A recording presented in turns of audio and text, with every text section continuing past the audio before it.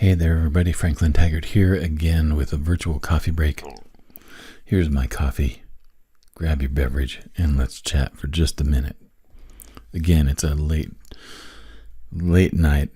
This time it's Tuesday. Yesterday it was Monday and it was still late. But I've had a couple of really busy back-to-back days.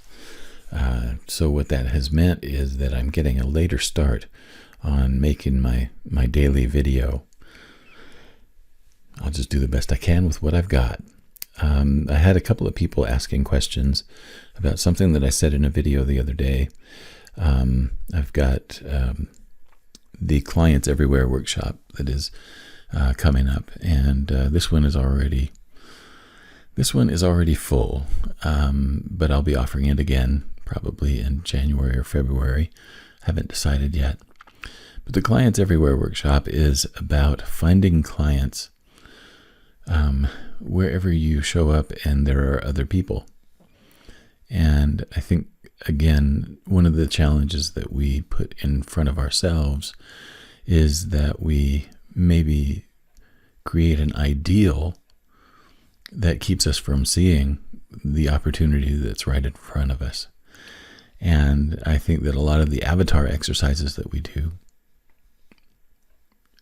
don't necessarily help us to tune into opportunities that do present themselves kind of in ordinary ways and in ordinary places for, where we live.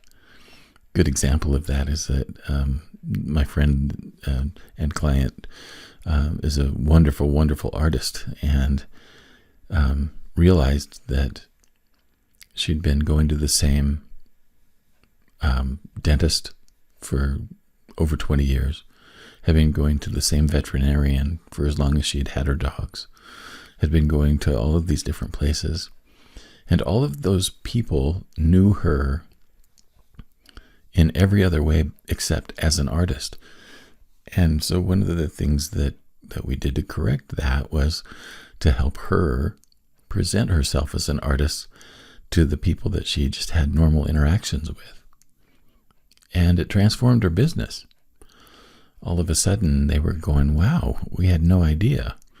And this is beautiful stuff, and I want some of it. So one of the things that happened that made a huge difference in just her overall popularity and her sales was that she started to let people in her regular life know that she was creating things. And one of the things that I said the other day that has triggered some questions is the idea that we need to be able to talk about our specialty in a number of ways, in a number of contexts. And I would like to talk a little bit more about that. I really feel like that we take our own knowledge and experience for granted, and we think that people are not going to be interested in those things. And so we don't really work on talking about them. And yet one of the things that I found is that the more that I learn how to describe what I do, why I do it, the processes that I use, some of the influences that I've had, the more that I can talk about my specialty and in a way that helps people understand it, the more business I generate. And so one of the things that I've been working on for myself and that I've been kind of experimenting with some clients on is the idea of learning how to communicate what it is that you do in both simple terms, but in thorough terms. So we really want people to understand, on a level that is comprehensive or comprehensible to them, and in a way that they really get it, right? That they not only understand the description, but they have a sense of, oh, I see now. I see, And it's just like my friend who was the artist, and going to the people that have known her for decades now and saying, I don't know if you know this, But I make art, and it's a part of, it's a part of my life that I haven't shared very widely. But I do this thing, and it's important to me, and it's special to me, and not a lot of people know about it. So I'm just letting all the people in my life know that this is a side of me that I really like people to know and take seriously and understand and, see me differently. That simple act opened new doors for her. And when we get more comfortable talking about our specialty with people, the thing that I've noticed happening when I am working on that for myself is that it eliminates a lot of the guesswork, and it eliminates some of the mystery around coaching, where people, some of their stereotypes are taken care of. Some of the assumptions that they have had about coaching all of a sudden are taken care of because I'm describing it in a way that they have never heard it before. And so I've been working on that, with an exercise, and that is that I write down everything that I know about what I do. And then I look at what I've written down. It is a long list. It's the first time that I did it, it was like 7 and almost 8 pages long. And one of the things that happened as I started to read through that is that I started to be able to see places where maybe I wasn't communicating it very clearly or in a way that was understandable. And as I started to work on that and change it, all of a sudden things started to shift in terms of the way that people perceived it. And people also started to make connections in their mind that coaching was something that might be helpful to them. Where before they heard about it, they heard me talk about coaching, but it wasn't in a way that they were able to make the connection for themselves that it might be helpful for them. So a lot of what I've been working on is, instead of talking about, some of the more kind of industry ways of describing coaching, I talk very specifically about situations that have come up where people have called me, and I talk about how they've been helped. So as an example, the woman that I just described is a really good example of that.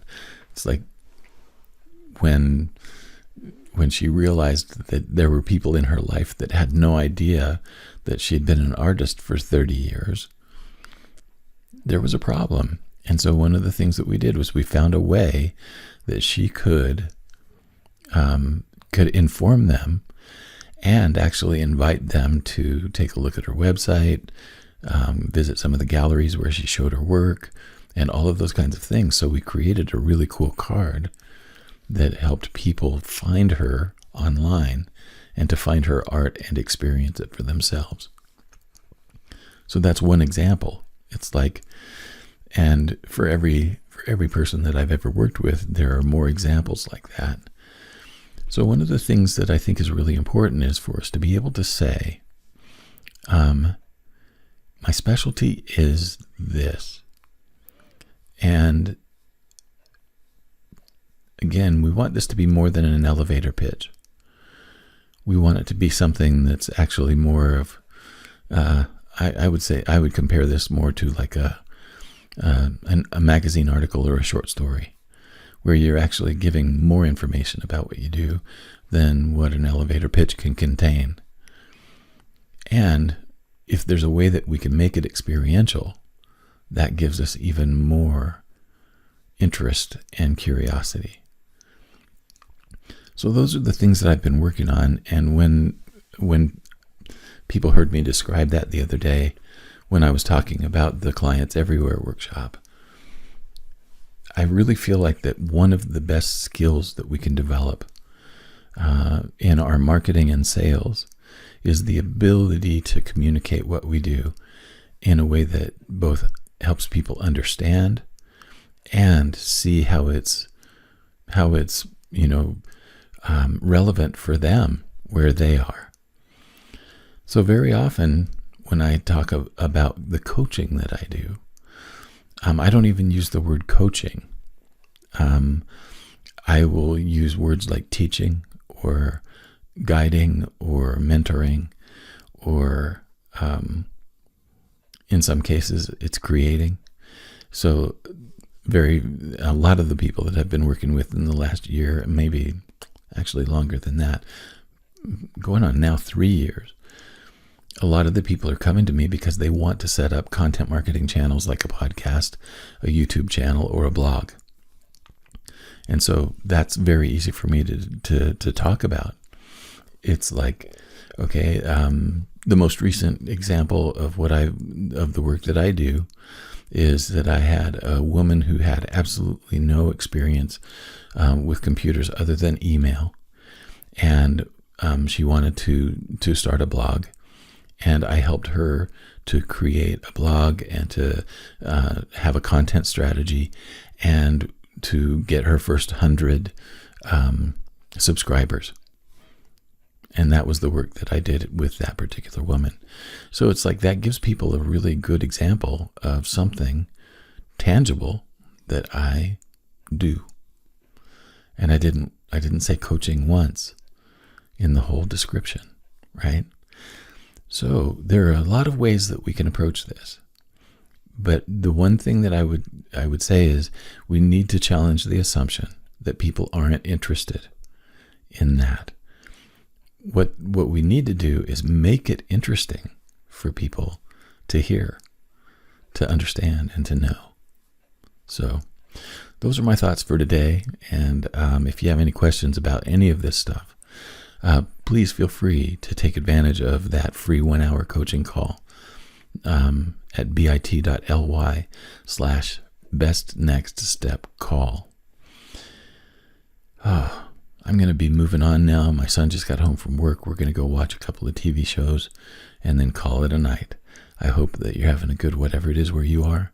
I'll be back tomorrow with another coffee break. So long.